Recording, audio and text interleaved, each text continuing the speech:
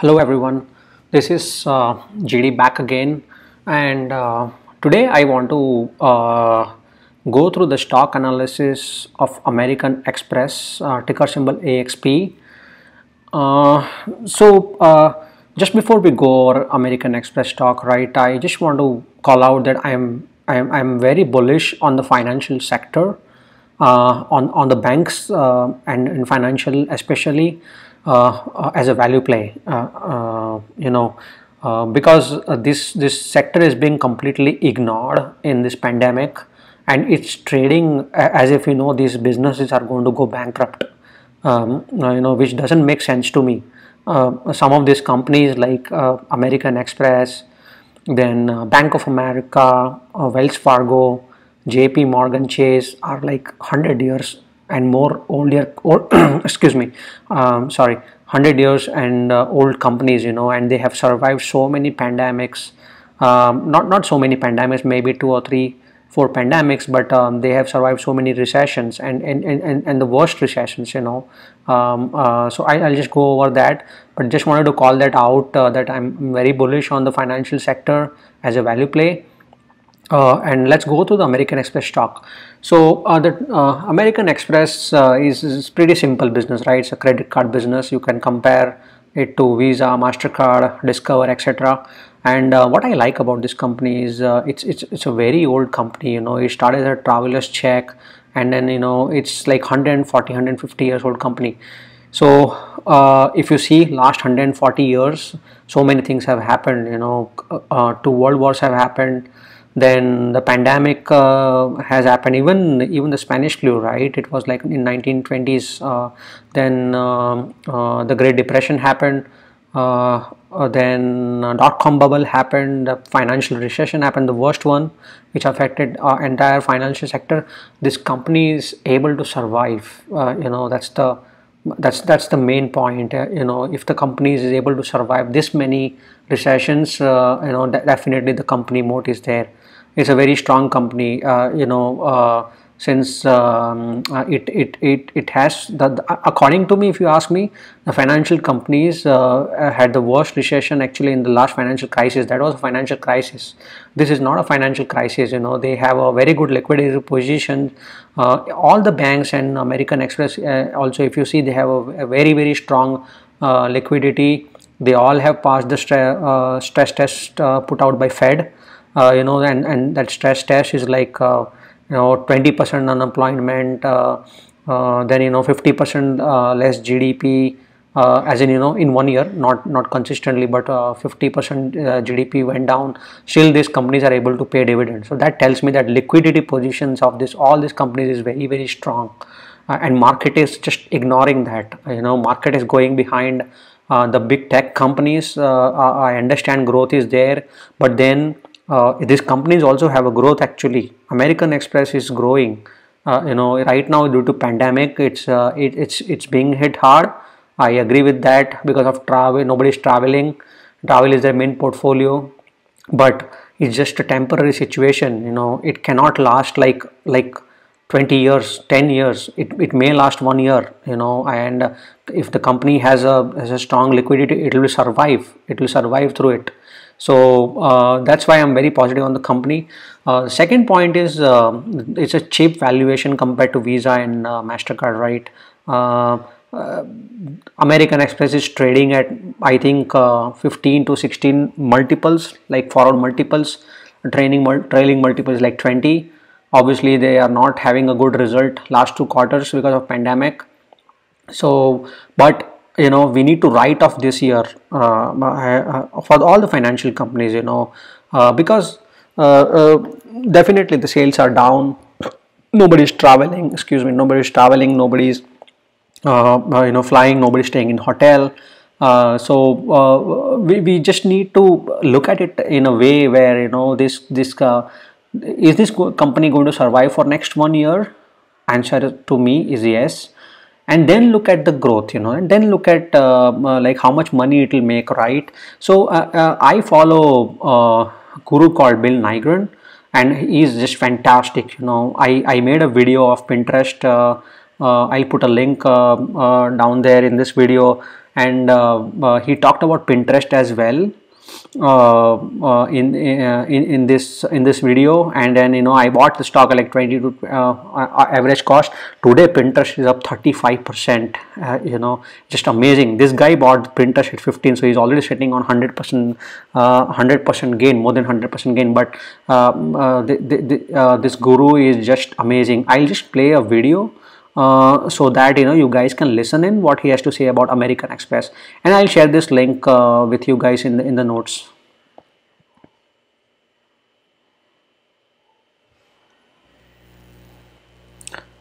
I think there is some issue with the issue with an audio in the recording, so I'll share this link with you guys, and you can if you can watch the entire video. Actually, it's a very good video. He talked about Pinterest, he talked about Match Group, he talked about American Express. But if you want to skip through and only listen for American Express, you can go to 4 minutes and 29 seconds, and he has given his thought process on the stock. If you compare to Visa and MasterCard, right? Visa and MasterCard are trading at like 30 PE, 35 PE,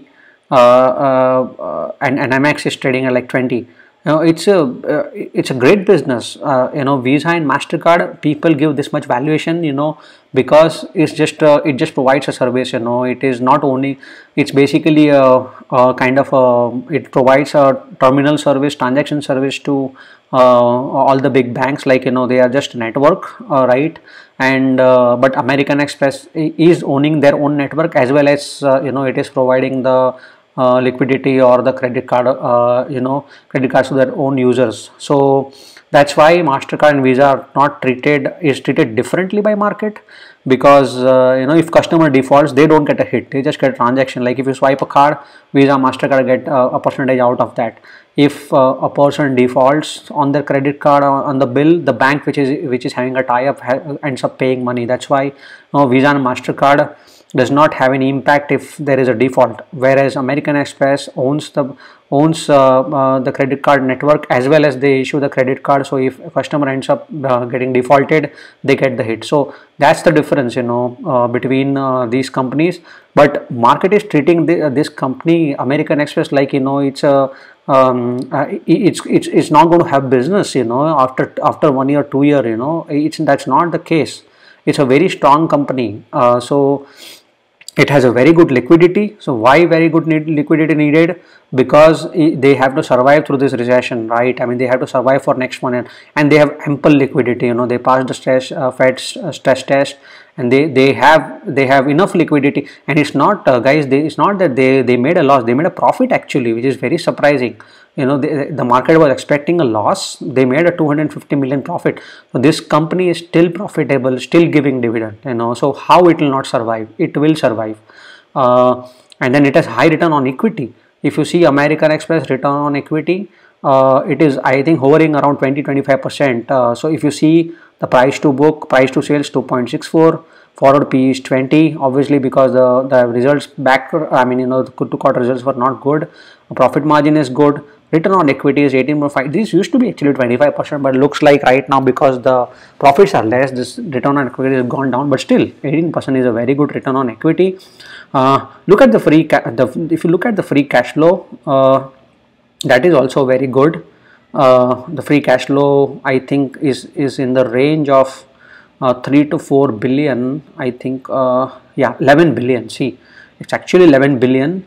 The TTM is basically this year is less, because you know, they are not able to make that much revenue.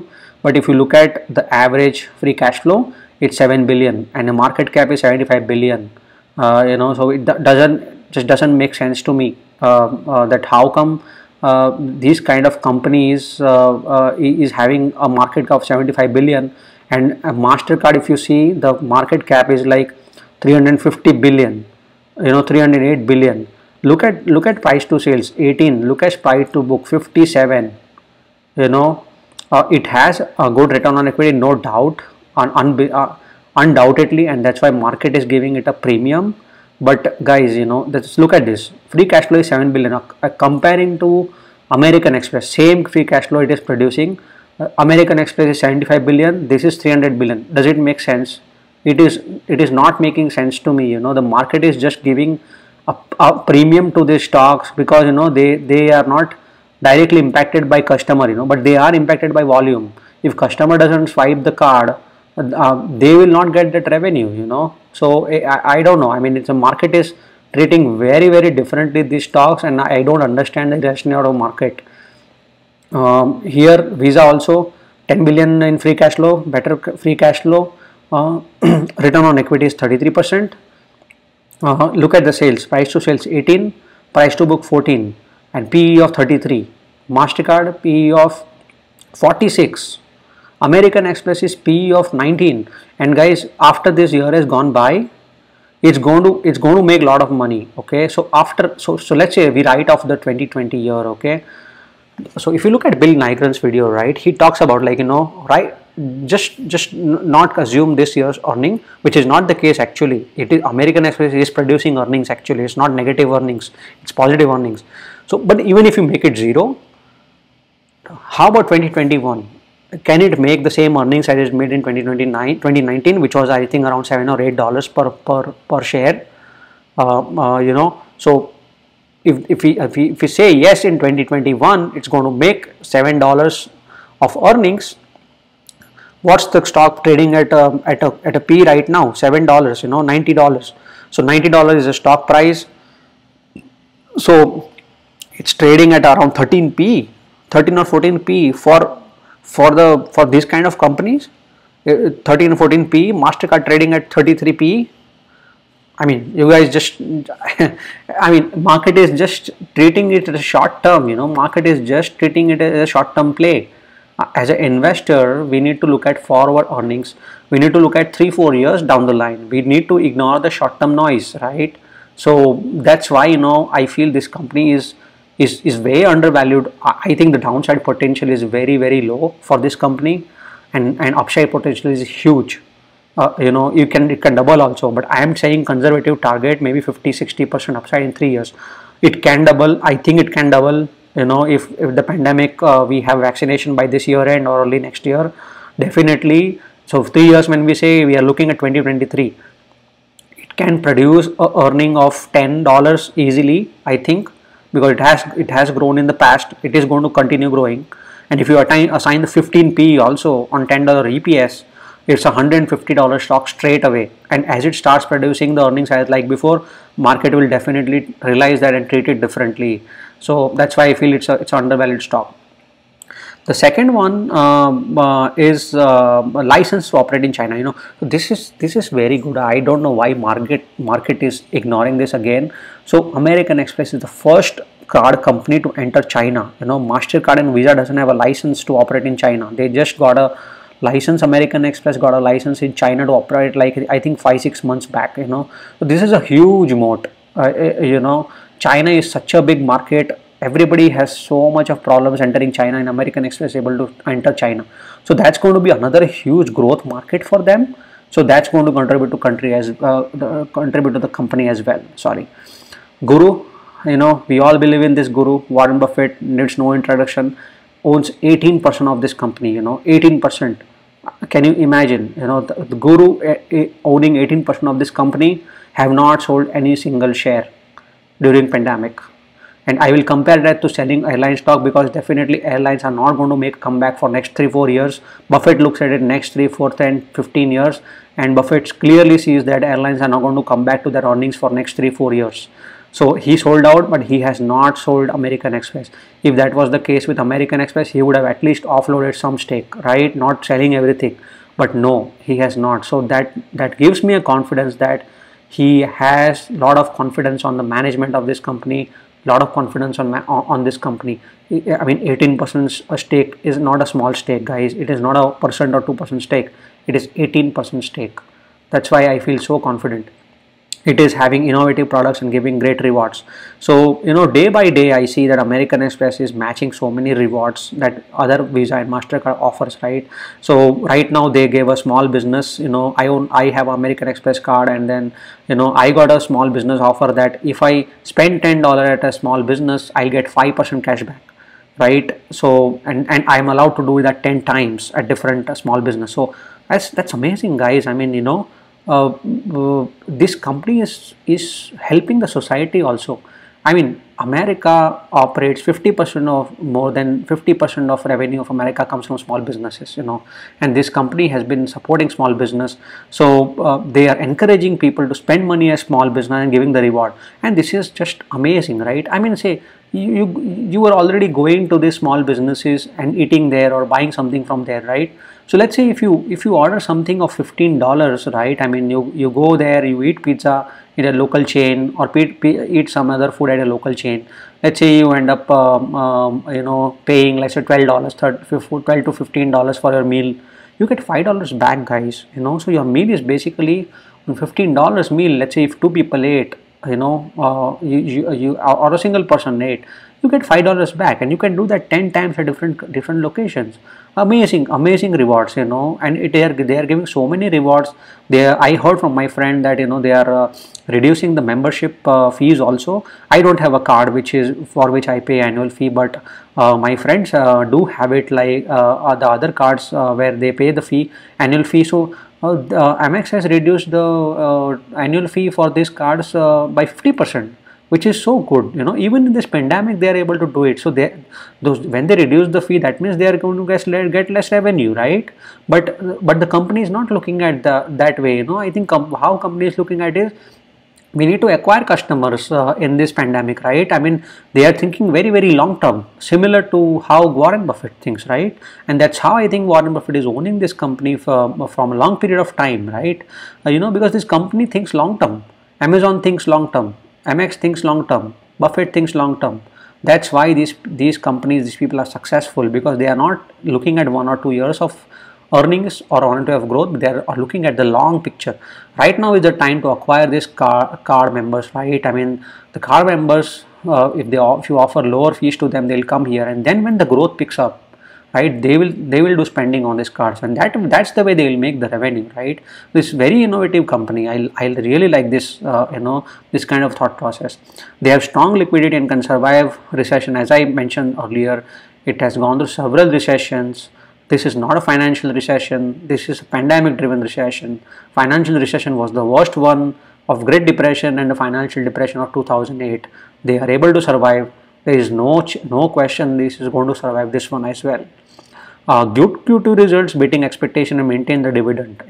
So good Q2 results. Market was expecting loss. Still, it made a profit of 250 million, and it was the worst quarter, right? I mean, April, literally everything shut down, right? March, April, May, literally everything shut down. So 2 months out of 3 months, literally everything was shut down. Still they are able to make profit. That tells me that this company has a very, very big moat, right?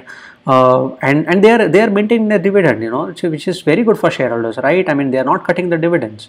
They are able to make profit. They are continuing with dividends. So, and in this pandemic months, if it was able to make revenue, the revenue is actually going to improve going forward, right? I mean, we all agree, right? The things are not closed now, at least. Pandemic is going on, no vaccination is there, but still things are not closed, so definitely the revenue trajectory, profit trajectory going forward is going to be higher than what it was in the quarter. So I feel that this company is going to be profitable going forward. They are not going to make any loss. They are going to make higher and higher profits, which gives me more and more confidence, investing in this company. Negatives is travel and expensive portfolio is down, so no one is traveling due to pandemic. So one of the reason that Mastercard and Visa is able to, Mastercard and Visa is able to get back to their share price. If you see their share price, right, they're able to almost pre-pandemic level, and Amex has not. Amex was like $140, $135 stock. It's still $90 stock. It's because Visa and Mastercard is not having a specific portfolio which is kind of related to travel, right? And Amex has kind of a big portfolio related to travel, right? So they have a co-branded card with Delta, which is airline. They have co-branded card with Hilton, which is again hotel. So these two sectors, as we know, are hit very, very badly, right, in this pandemic. So that's why market is perceiving this as kind of a negative, right? And it is a negative. That's why the revenue is down, because they are having this portfolio and nobody is traveling, nobody is eating outside, nobody is staying in hotel, right? People are eating outside, but nobody's staying in the hotel, right? So that's why the revenue is down. So market is just extrapolating this thing, they, if it is not going to make a revenue for this in next 2-3 months or 6 months or even 1 year, market is thinking that it's not going to do this forever, which is not true, right? I mean, we all know that after vaccination is done, it will take time for the travel to come back. We all agree. I also agree that 3-4 years is going to take time for airline sector to come back, right? Like I mentioned, but people will travel. People are going to travel. The travel is going to come back. It's not that our grandparents or our parents are not going to travel and not roam around the different countries, right? Everybody likes to travel. Even people are like our age. People want to travel, right, with their kids. They want to go for a break, and that's all going to come back. Everything is going to come back. It's going to take some time. People are going to travel less maybe, but it's not going to stop. So that's a negative that market is seeing short term. That's why the share price is little depressed. Risk of flat to negative revenue for 1 year based upon the economy. So we don't know, right, when this vaccination is going to come for COVID. But I think everybody is working very hard behind that, and vaccination, some kind of vaccination is going to come, right? So the little risk is that if market is thinking 6 months, everything is going to settle down. The things can get little worse, right? I mean, and if vaccination takes time, this can go from 6 months to 1 year also, right? So that's possible, right? Nobody knows what's the outcome. So that's one other negative, I would say, for a little bit longer duration. So if that happens, right, the share price is going to remain depressed, because the revenue is going to remain depressed little bit. I still feel it's not going to go negative, and it's not going to, I mean, profit is not going to go negative. Profit, they are still going to make profit. But revenue can be down due to travel and expense sector, like airlines and hotels and all, and that can hit the profitability, right? It will make profit, but it will not be a profit like pre-COVID level, right? So that those two are negatives that I would say is weighing on the stock right now.